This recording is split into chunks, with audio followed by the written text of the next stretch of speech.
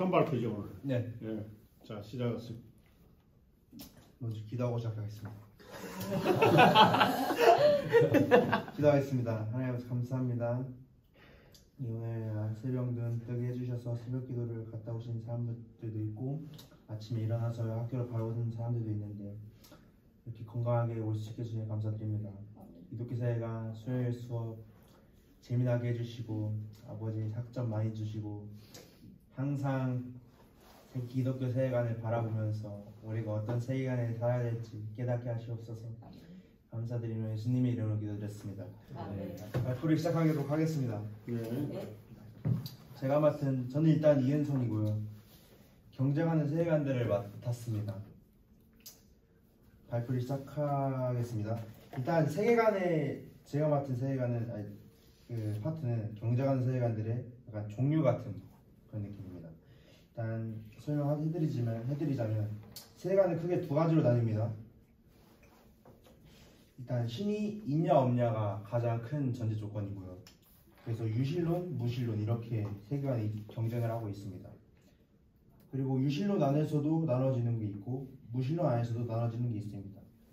일단 유실론 안에서 나눠지는 거는 일실론이 있고 일단에 많은 다실론, 범실론 이런 게 있습니다.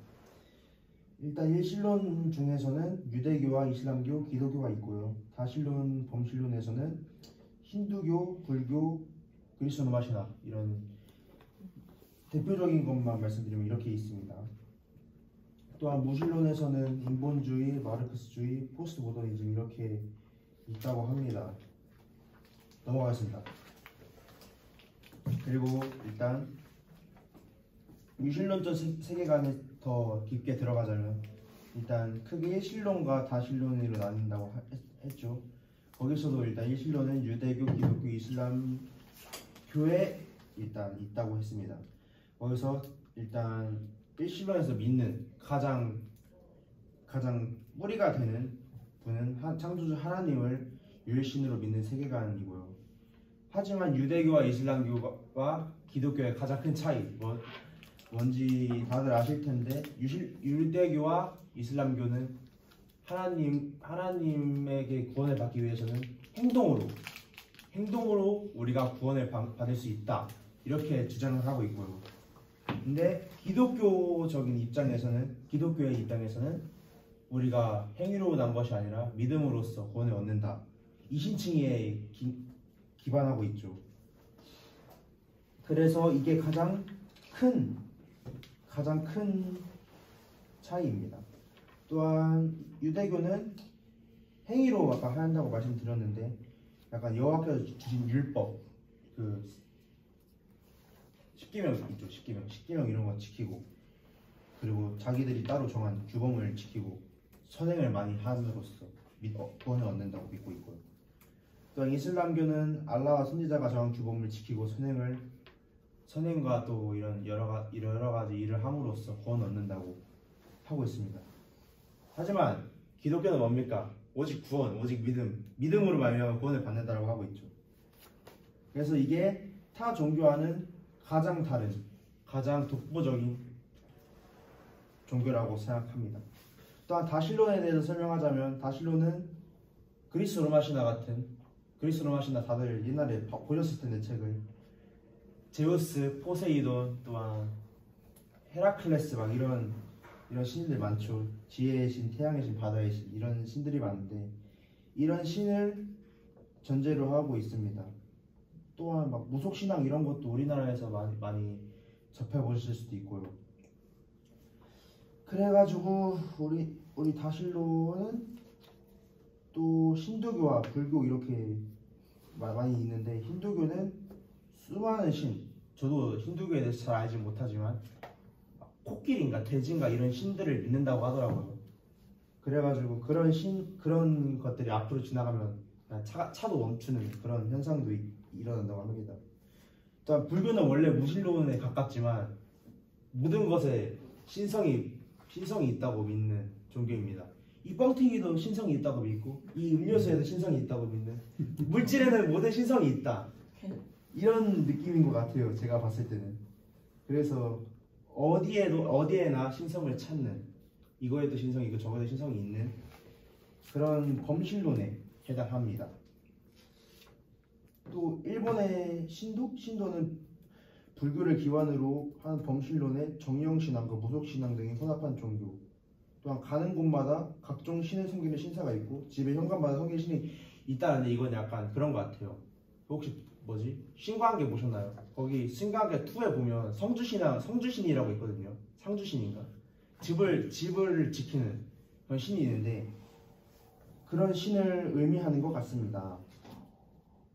또한 중세시대 유럽인의 모든 삶 기독교적 세계관의 기반이 있었다. 또한 르네상스를 거치며 신학 외의 인문학, 과학 등 다른 학문들이 발달하면서 인간의 이성이 깨어나는 시대라는 계몽주의 시대에 따라서 이신론이 등장했습니다. 그래서 이성적인 신을 믿지 않고 자신의 약간 이런 과학적으로 증명할 수 있는 그런 신이 그런 것 같습니다. 창조주를 그리고 또한 창조주를 인정하지만 막 하나님이 직접 막 계시를 내리신다거나 막 직접 행차해서 막 약간 병을 고치신다거나 막 이런 거는 안 믿는다는 것 같습니다. 하지만 마지막에 심판하시는 하나님의 모습은 이슬람의 알라 비슷하다고 하네요. 그리고 가장 또 중요한 건 이 신론에 설득되어 하나님과 함께하는 삶을 동행하는 삶을 잃어버린 인간은 무신론으로 넘어가게 된다고 이 책의 저자는 설명하고 있고요. 또한 이신론 이후 모더니즘 시대에는 인본주의와 마르크스 레닌주의의 무신론적 세계관이 자유진영과 공산 진영에서 태어났대요. 쌍둥이처럼 이렇게 태어났대요. 이것들은 하나님의 존재를 부정하기 위해서 하나님을 배척하기 위해서 그 진화론을 진짜 그 말도 안 되는 그런 진화론을 자신들이 받아들였고 또한 그 진화론을 바탕으로 여러 가지 교육과 문화와 이런 세상을 그런 걸로 만들었다고 합니다. 넘어갈게요. 따라서 우리는 신의 존재를 부정하는 사람들에게 부정적일 수밖에 없죠. 일단 우리는 하나님을 믿고 있으니까. 하지만 우리는 그런 거를 약간 그 색안경을 끼지 말고 바라봐야 한다는 그런 말을 하는 것 같습니다. 이 책의 저자는. 네, 우리한테 주어진 세계관이 기독교 세계관이지만 여러 가지 세계관, 이슬람교의 세계관, 힌두교의 세계관 이런 유신론, 무신론의 세계관을 그 색안경, 선입견을 끼고 바라보지 않고 그냥 딱 자신의 전문적인 시선으로 객관적으로 바라봤을 때 그런 좋은 깨끗한 결과를 도출해낼 수 있다고 하네요. 그렇습니다. 자, 뭐 질문 있으면 질문해. 은성 씨. 자세히는 안 했어요. 막 마르크스, 레닌 이런 거 찾아보진 않고. 아니 그래도 뭐 상세하게 다 있는 거 다. 이런 건 나중에 10장, 11장 가서 할 거니까 일부러 말 안 했습니다. 제가 찾아보면 한계가 있기 때문에. 그 이신론하고 유신론의 차이가 뭐예요? 이신론이요? 일단 유신론은 하나님이 둘 다 공통적으로 하나님이 있다고 믿어요. 그렇지. 창조주가 있다고 믿긴 하는데 우리 같은 입장에서는 하나님이 여러 가지 계시를 내려주시고 여러 가지 것을 저희한테 다 부어주시는데 이신론은 하나님이 있다고 믿어요. 그런데 하나님이 일하시는 걸 믿지 않아요. 그런 차이입니다. 그러면 이신론 입장에서는 신이 세상을 완벽하게 창조했다고 말씀하셨는데 그러면 이신론자들은 이 세상에 존재하는 뭐 전쟁이나 갈등, 뭐 종교 간의 갈등 그런 것도 다 그러니까 이제 그거는 창조 속에 있다고 생각하는 건가요? 창조 속에라기보다도 이 세상에서 일어나는 신이 만든 법칙에 따라서 다 된다는 거야. 이 법칙에 따라서 돌아가도록 이렇게 만들어가는 거지. 알겠습니다. 그 침례교 신학에서 침례교에서는 구원을 좀 인간에 대한 선택을 존중한다. 그래서 예정론과 반대되는 그러니까 하나님의 모든 것이 섭리보다는 인간이 그것을 받아들일 수도 있고 아니면 뭐 할 수도 있다고 하는데 그것이 어떻게 보면 좀 극적으로 보면은 이신론처럼 보이지 않을까라는 방금 생각이 들어요. 그 이신론은 뭐 조금 하나님이 이 세상을 창조했기 때문에 완벽하게 창조했기 때문에 신의 개입이 없어서 신이 관여를 안 하고 그래서 이제 이 인간 스스로가 행위할 수 있도록 하는 거고 그 침례교하고는 조금 이제 다른 입장이고 침례교의 전통은 인간과 하나님과의 공존서를 주장을 해요. 같이 협력하는 협력서를 좀 주장을 해서 이제 하는 것이 이제 조금 이제 칼빈주의하고 조금 다른 그런 입장이라고 볼 수 있죠. 네, 저자는 이 기독교 세계관이라는 본문의 내용을 메타내러티브라는 단어를 설명하면서 시작을 합니다. 메타내러티브라는 말은 세상의 시작과 끝이라고 설명을 하는데요. 성경에서는 저는 이거를 구속사적 관점으로 생각을 했습니다. 결국은 아담과 하와가 범죄하고 예수님께서 재림하셔서 이 세상의 모든 것을 심판하시고 새하늘과 새 땅에서 우리가 살게 된다. 이게 구속사적 관점이잖아요. 근데 이 메타내러티브라는 것은 성경의 이 구속사적 관점을 생각하지 않고 세상의 관점에서 이 세계를 바라봅니다. 이 세상의 관점이라는 것은 성경과 반대되기. 하나님을 아는 것에서 시작하는 게 아니라 나는 누구인가 여기서 시작을 하거든요. 저는 약간 이걸 실존주의라고도 비슷하게 봤어요. 그 실존주의가 그 장폴 사르트르라는 철학자인데 이 사람이 주장한 게 실존은 본질에 우선한다. 내가 존재하는 게 본질, 하나님보다 우선이다. 약간 이렇게 설명을 하더라고요. 저 찾아보니까 그래서 이 사람의 생각은 약간 이런 거랑 비슷하다라고 생각을 했어요. 신이 누구인가를 생각하는 게 아니라 신이 우선주의가 아니라 신본주의가 아니라 나는 누구인가? 내가 이 세상의 중심이다라고 생각을 하는 것 같아요. 아마 르네상스 계몽주의부터 이런 생각이 나오지 않았을까 생각을 하는데 여기서 저자는 이 정체성이라는 것에 대해서 사람들은 많이 허비하고 이 정체성을 생각하는 거에 시간을 너무 많이 쏟는다고 말을 하고 있어요.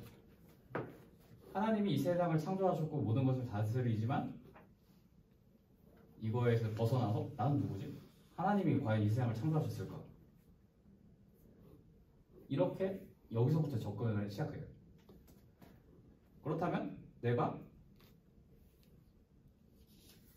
이 하나님으로부터 멀어져서 내가 이 나만의 사상과 세계관을 가지고 살아가고 있는데 이 삶의 문제는 무엇인가?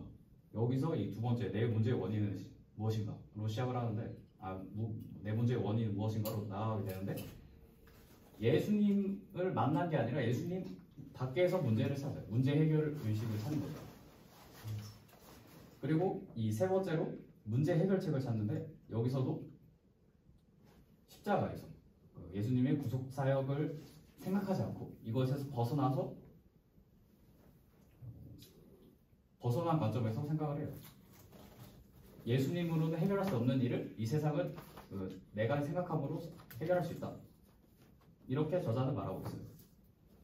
하지만 우리 기독교 세계관은 아니죠. 기독교 세계관은 우리의 힘으로서는 구원을 얻을 수 없다.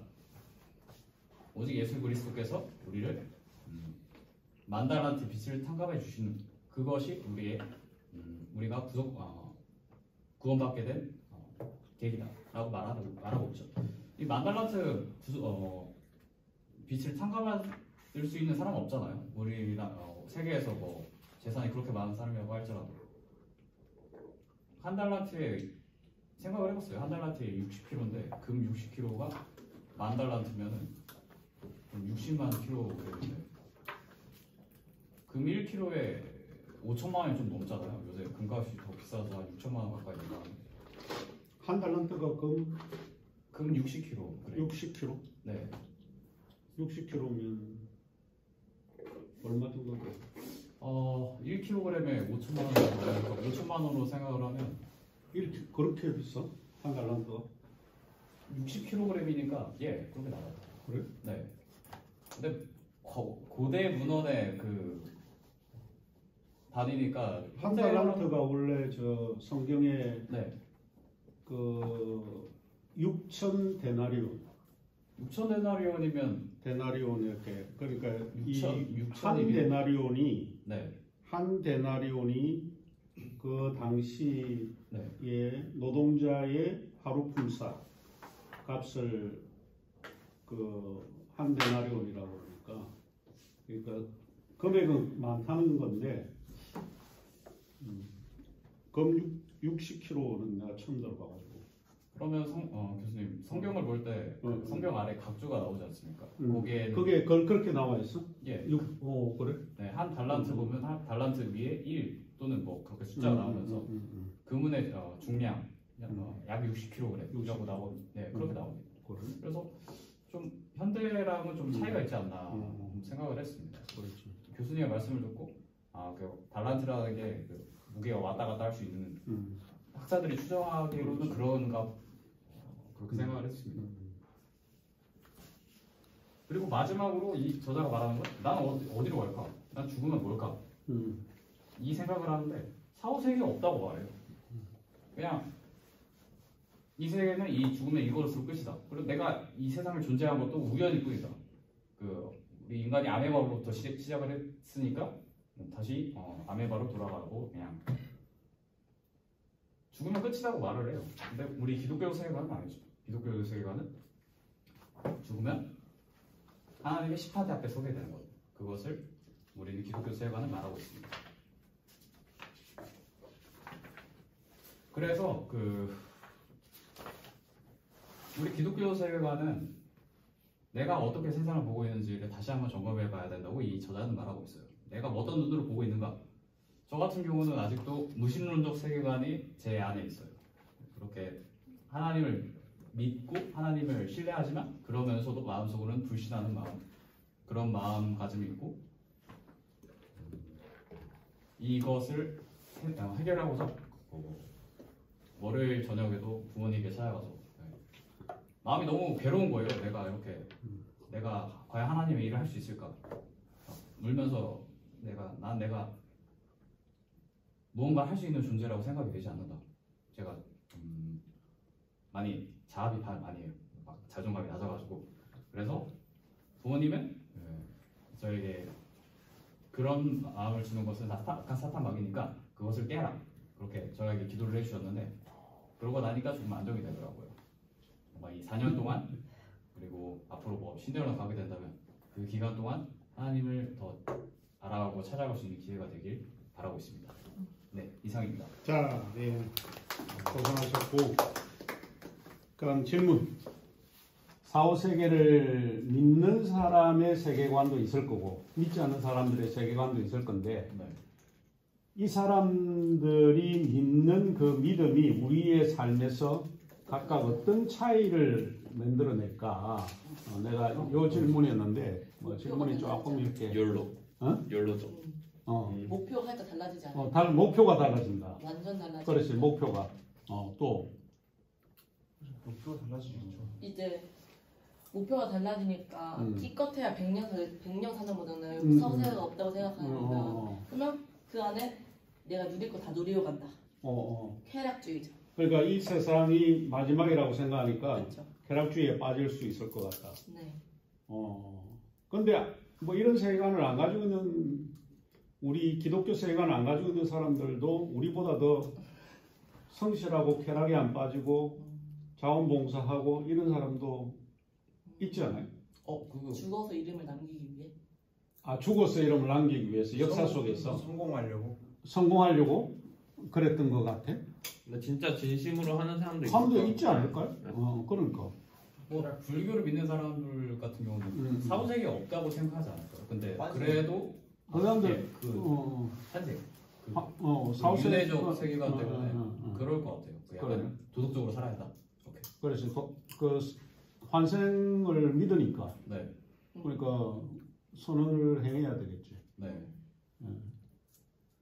훌륭한 인간으로 다시 태어나기 위해서.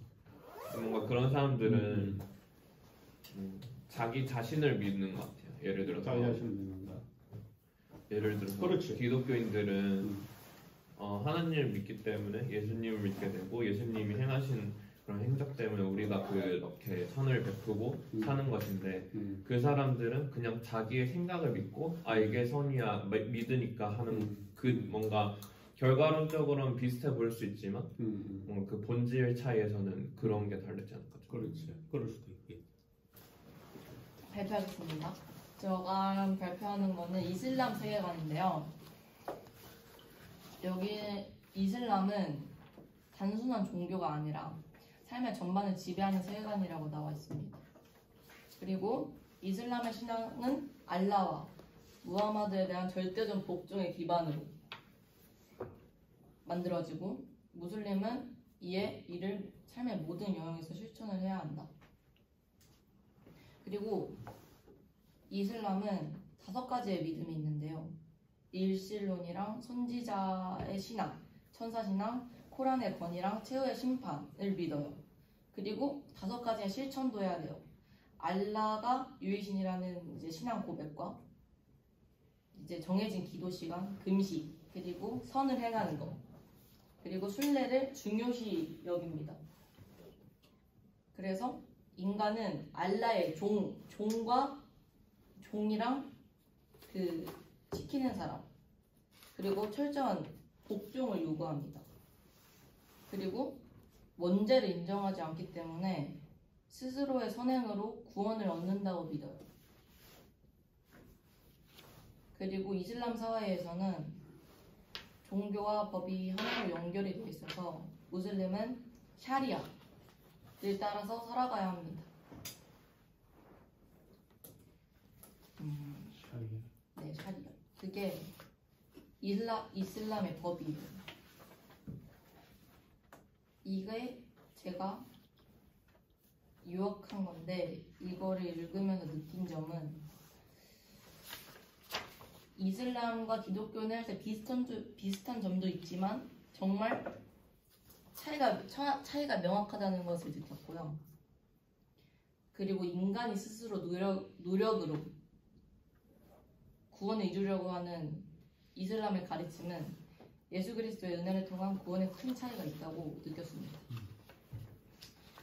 그리고 무슬림 사람들이 좀 불쌍하다고 느꼈는데 왜냐면 율법을 지키는 데 집중해서 겉모습으로는 신실해 보이지만은 그 내면엔 두려움과 부담감이 엄청 많을 거 아니에요. 그래서 정말 불쌍하다. 그래서 이슬람 사람들에도 예수 그리스도를 전해야겠다 라고 생각이 들었습니다. 이상입니다. 여기 요약을 아주 잘 했는데 이슬람 세계관을 형성하는 5가지 기둥이 있잖아요. 기둥. 신은 오직 한 분이다. 일신론을 주장을 하고 무함마드는 예수님과 마찬가지로 또 노아, 아브라함, 모세 뭐 이런 사람 같이 이제 마지막 선지자다. 이제 무함마드 이후에는 이제 없다. 뭐 그런 거고. 그다음에 신은 선한 천사와 악한 천사를 창조했다. 코란은 신의 온전한 최후의 계시다. 이 코란 여러분 읽어봤어요? 아니요. 안 읽어봤죠? 궁금합니다. 구약 성경하고 비슷해. 성경하고 비슷해. 그러니까 이 코란, 그다음에 각 사람을 천국 지옥으로 보낼 최후의 심판이 기다리고 있다. 이게 이제 소위 이제 이슬람의 5개의 교리지 가장 중요한 그 기둥이라고 보고 이제 하나 이제 문제가 뭔가 하면 이게 무조건 이제 복종한다는 이제 그런 것들이 조금 자율성이 파괴되는 이제 이런 것이 하나 있고 그 다음에 신이 하나다라고 하는 것은 기독교적이라서 일신론적인 성향이 좀 있는 것은 유사한데 우리는 예수 그리스도가 구원자인데 이 사람은 선지자야. 예수가 선지자로 보는 거기 때문에 다른 거죠. 우리는 하나님과 인간을 매개하는 구원자로서 예수 그리스도를 중요한 그런 매개자로 우리가 보는 반면에 이 사람들은 그렇게 보지 못한다라고 하는 거고 뭐 좋은 점은 이제 강제적이지만은 구제해야 된다는 거예요. 2.5% 정도를 가난한 사람들에게 구제 진짜 뭐 이렇게 하고 있는지는 모르겠는데 이런 것들은 뭐 조금 그런 거죠. 그래서 이런 거는 조금 오늘 공부하면서도 조금 기억을 해두면 뭐 조금 이렇게 이슬람 이런 거구나 이렇게 좀 정리를 하면 좋지 않을까 생각합니다. 자, 강한 선택 질문할 거. 질문 있습니다. 네. 샤리아 같은 경우는 이슬람의 법이잖아요. 네. 유대교의 율법과 비슷하다고 보면 될까요? 그렇지 않을까요? 패스. 율법적이지 상당히 네. 강제성이 있다라고 하는 거. 완전 복종. 그런 게 이제 이슬람 전통에서 요구하는 거. 또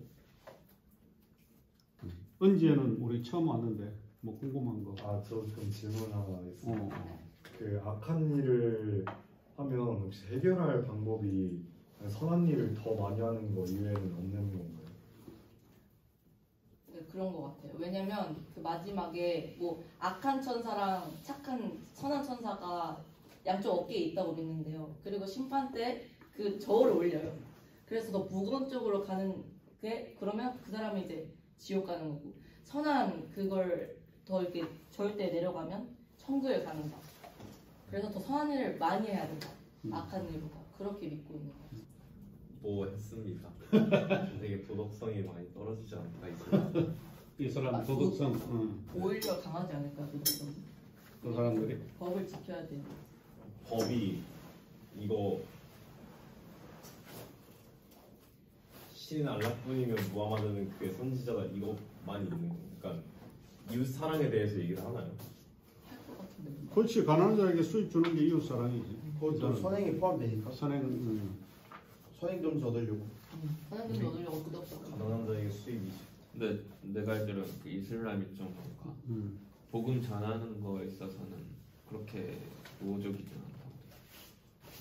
그것조차 내가 알기로 뭔가 그렇지 않아요? 여기 어딘가 읽었던데 뭐지, 이슬람은 그냥 나와 하나 그 알라 관계지 뭔가 이렇게 이웃과의 관계는 그거는 아니다. 아니라고. 저도 여쭤볼 거 하나 또 있는데 제가 쿠란을 읽어봤거든요. 직접. 근데 거기서는 막 여자들을 좀 많이 차별하고 좀 말 안 듣는 여자가 있으면 때려라 이런 식으로 나오던데 좀 그 사람들은 그게 선이라고 생각하는. 그렇죠. 그 법에서는 그런 거. 그러니까 실제로 이제 이슬람은 여성 차별이 좀 심하지. 모든 종교에서 대부분 여성에 대한 차별이 많이 나와. 그런데 성경에도 기독교 성경에도 조금 있잖아. 좀 있어요. 맞아요. 구약에. 이름 나온 게 얼마 없어요. 여자 이름 나온 게. 맞아요. 애초에 오병이어 때도 여자 안 쳐줘. 왜 여자 이름이 좀 없었을까? 아주 좋은 질문 같은데. 성경의 저자들이 남자라서? 성인 남자만 셌던 이유는 그들이 전쟁에 나갈 수 있는 사람들이니까 가장 중요한 사람들이잖아요. 전쟁에 이겨야 되니까. 그냥 저는 그렇게 알고 있어요. 그렇게 했고. 네. 그 말고는 딱 그렇지. 살짝 애 낳는 기계. 애 낳는 기계요? 처럼 구약에서. 구약. 그렇게 그래서 보여요. 애를 잘 놀라면 그게 또 텀터리가 되겠네. 저는 바울도 약간 성차별적인 생각이 좀 있지 않았을까. 여자는 조용히 하라. 여자는 남자에게 복종하고 약간 그래서 약간 있지 않았을까 싶어요. 약간이 아니고 뭐 많이. 그렇게 들으면 많이 이렇게 들으면 조용하라. 다행이다 이 시대에 있어서. 왜 나가야 될까요? 근데 예수님은 또 여성을 차별했었을까? 왜? 차별하는 근거는 어디 있어? 사마리아 여인을. 또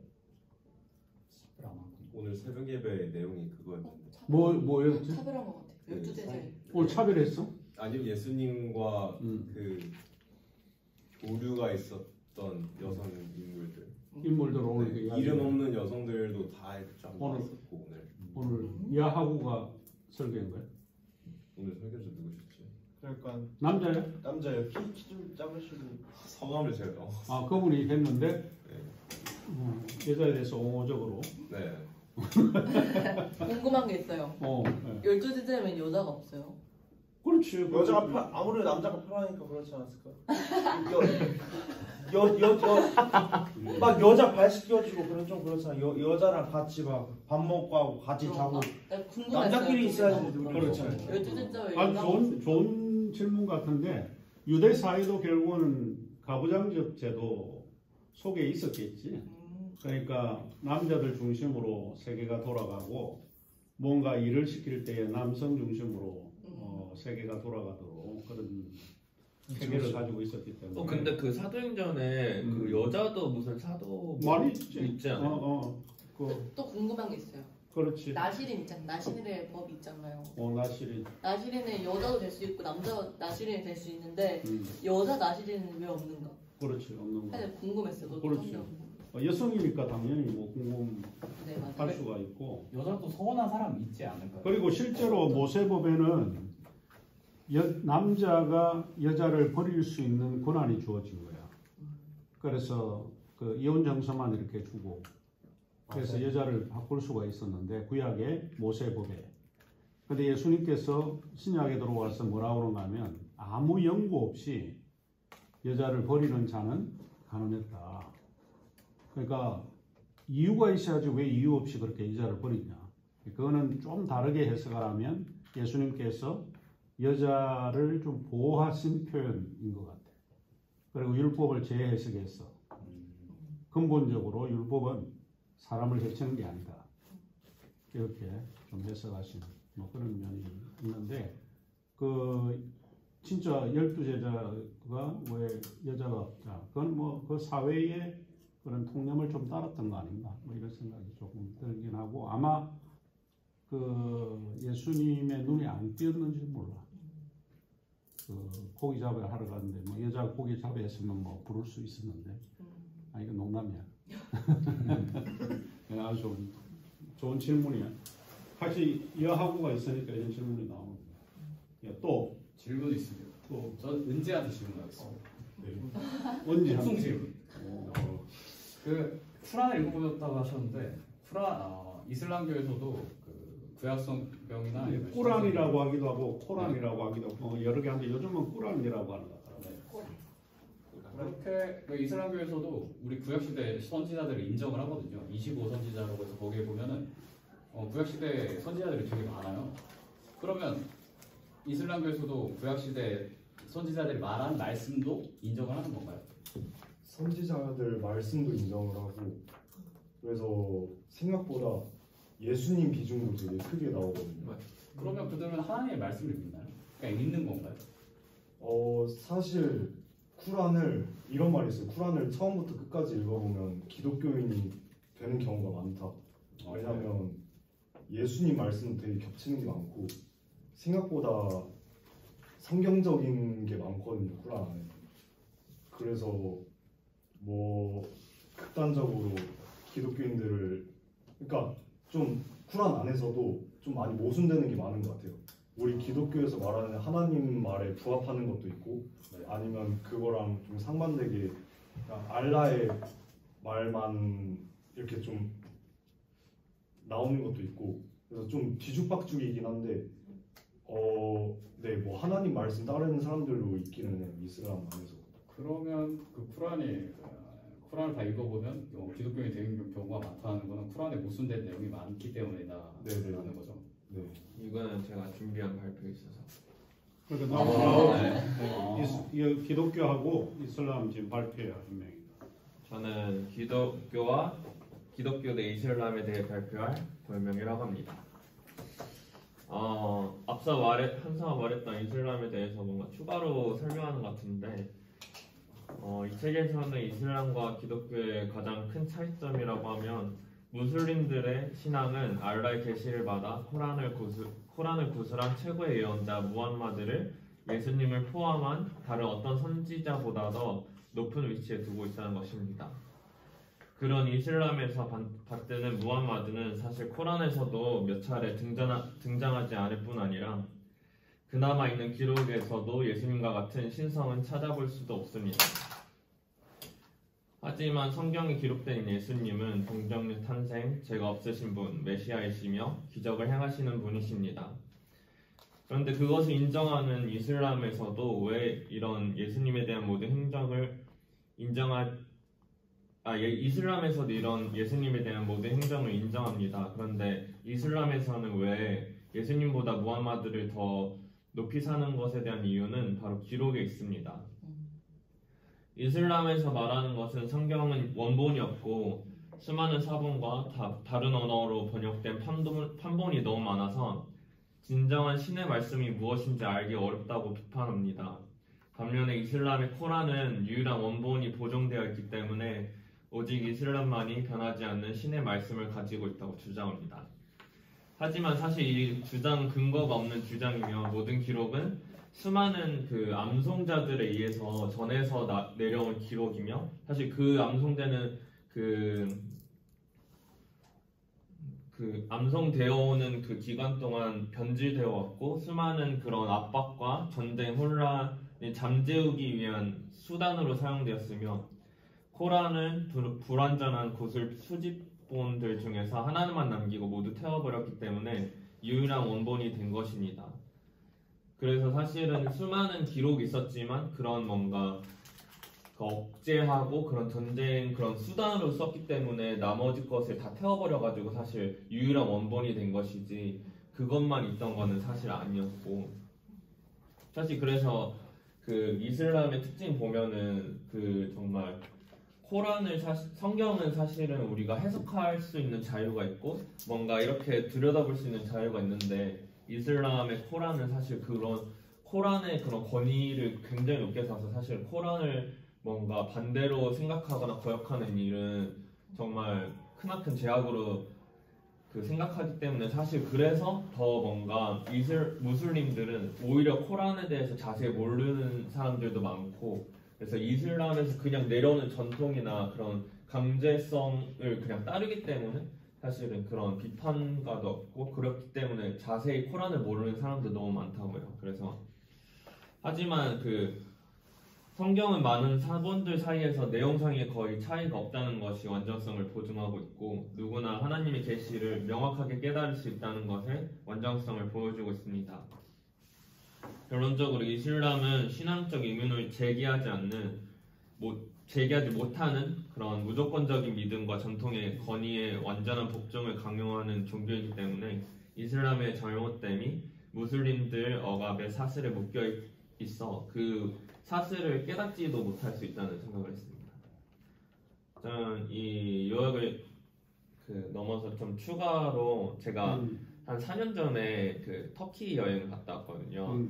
네, 거기에서 유명한 소피아 성당이라고 지금은 소피아 모스크로 돼 있는데 거기 가다가 본 게 있어요. 근데 다 안에는 완전 이슬람 그런 성당이거든요. 근데 비어 있고 완전 한쪽에 완전 구석탱이에 벽에 어떤 것이 좀 깨진 데가 있는데 그 깨진 사이로 십자가가 보이더라고요.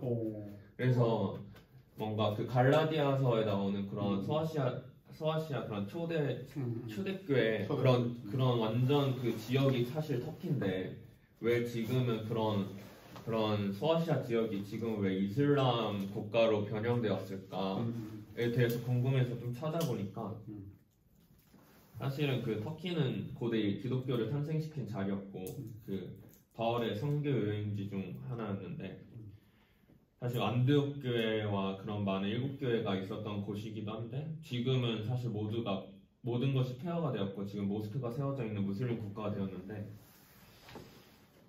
예수님 부활 이후에 그런 기독교가 로마 제국에 공인되기까지 300년이 걸렸는데 하지만 그런 소아시아 지방에서 기독교가 이슬람 국가로 되기까지는 100여 년이 안 되었다고 해요. 그런 엄청 짧은 시간에 그렇게 이슬람 국가로 했는데 사실 그 이유는 이슬람 국가에서는 기독교에서 말하는 자유와 달리 앞서서 극단적인 정책을 내고 있었어요. 그래서 한서가 말했던 것처럼 그런 뭔가 개종하지 않으면 세금을 내라, 뭐 다른 종교와 결혼은 금지한다, 다른 종교를 개종 금지하고 또 죽음 등과 같은 구구적인 색깔을 냈기 때문에 사실은 그런 이슬람의 종교는 그런 오스만 제국에 의해서 전쟁을 통해서 엄청 빠르게 퍼져나가고 있었고 그래서 사실은 지금이 그 지역이 이슬람 국가로 되어 있는 이유라고 해요. 그래서 뭔가 이걸 통해서 말하고 싶은 거는 전 좀 저희 나라도 좀 위험하다고 느꼈어요. 그렇지.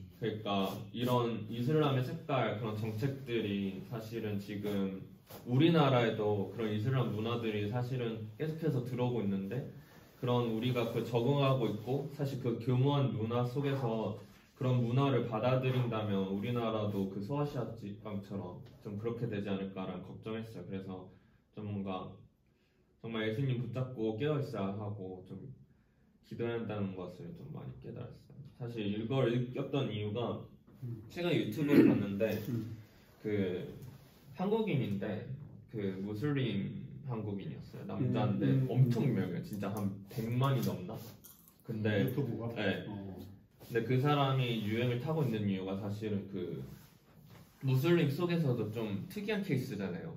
그런 이런 한국이라는 그렇죠. 조그마한 나라에서 무슬림이 있다고 하니까 그런 무슬림들의 그 구독자가 엄청 많은 거거든요.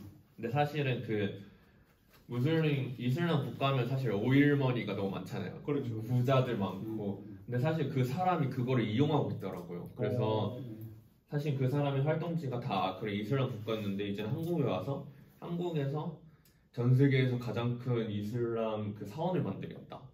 근데 후원해달라.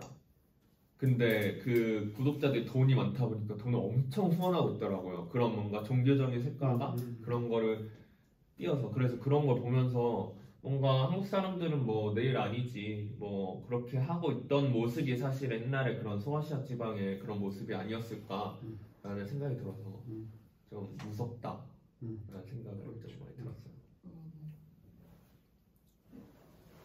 끝입니다.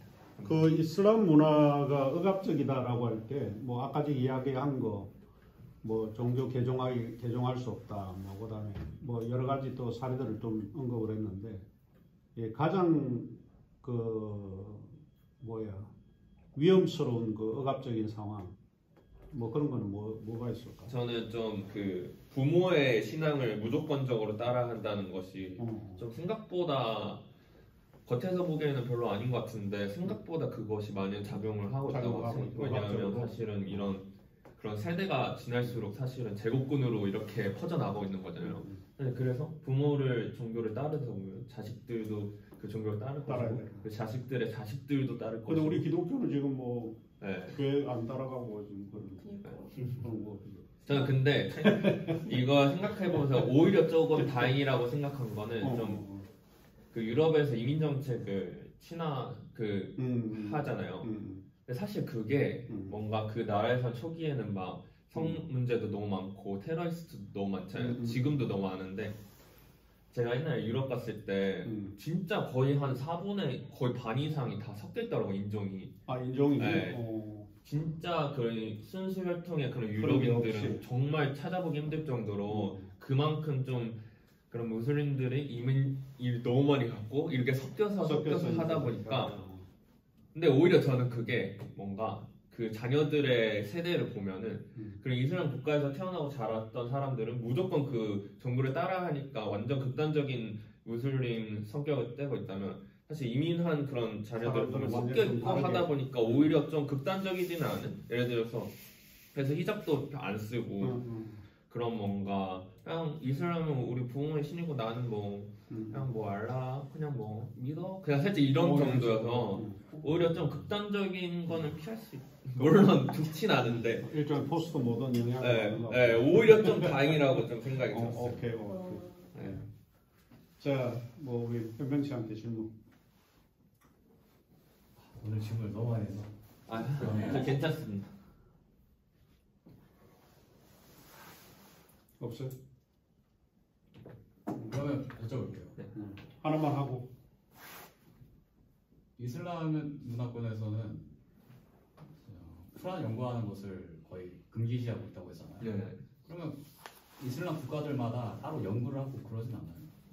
그러니까 이것이 그 보통 그 신자들이라고 하죠. 무슬림들은 어떤 것을 믿고 있냐면 정말 그런 뭔가 예를 들어 국가로 치면은 정말 대통령이 하는 말만 믿고 있는 듯한 그런 코란을 읽지만 사실 그거에 대한 성서적 비판이나 그런 거는 전혀 이루어지지 않고 그냥 전에들은 그러니까 위에 사람들이 그냥 이렇게 정말 그 최고 권위자가 말하는 것을 다 믿고 그런 강제적으로 하다 보니까 사실은 그런 여기 책에서 얘기하고 있는 것도 뭔가 무슬림들이 정말 그 코란을 믿을까 아니면 그런 무슬림의 그런 최고 권위자가 하는 말을 믿을까 했을 때 사실은 후자에 더 가깝다고 말하고 있고 사실 그래서 더 코란에 대한 불안정성을 믿지 않고 그냥 말하는 사람의 말만 들으니까 좀 그렇다고 하고 그래서 그런 사람들도 많다고 나왔어요. 그 무슬림 중에서도 정말 그런 코란을 연구하다가 불안정성을 믿고 성경을 오히려 보다가 그런 안정성을 좀 느끼게 돼서 오히려 기독교로 개종하는 사람들도 있고 그런 학자들이 많다고 그 예를 책에서 하나 보여줬던 것 같아서 뭔가 그런 거 있어서 코란의 권위가 너무 높아서 오히려 좀 다가가기 일반 신도들이 다가가기 힘들어서 오히려 또 그냥 믿어버리고 막 그러다가 너무 성스럽게 만들어. 그리고 오히려 좀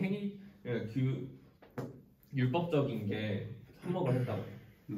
그래 한몫을 했다고 생각해요. 그냥 율법을 따르면 되니까 그런 이문점이 제기 안 하고 율법주의 자체가 사실은 이문점을 좀 막아버리는 게 아닌가 좀 그렇게 생각을 해서 아마 그런 일반적인 신도들은 그렇게 생각하지 않라고 생각해요. 알겠습니다. 사실 이슬람은 조금 이렇게 아까 억압적인 거 이야기를 했지만은 좀 자유가 없지.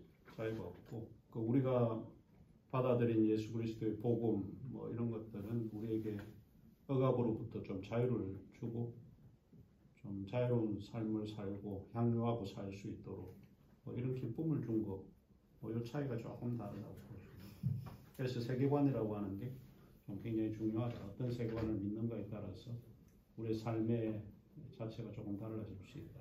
뭐 이런 거. 자, 그래요. 그러면 오늘은 여기까지 하고 다음 주에는 누구지? 건재부터 시작을 해서 우리는 누구야? 언제 뭐 이렇게 외우기는 뭐 쉬운 거 같네. 그 다음에 의겸 하고 그 다음에 한서 이렇게. 다음에는 현명 씨가 은성이하고 현명이가 쉬는 거. 많이 쉬는 것 같다 은성이는. 저 한 번 했어요. 전한번에 한 번 쉬고 뭐 그래. 아 행복하다. 네. 너 이렇게 많이 쉬네. 제일 마지막에 해놓으니까 그렇게 좀 쉬는 거지. 자 그러면 오늘 수업 여기서 마치고 우리 저 언제 와서 오늘 좀 반가워요. 돌아온 언제가 다음 주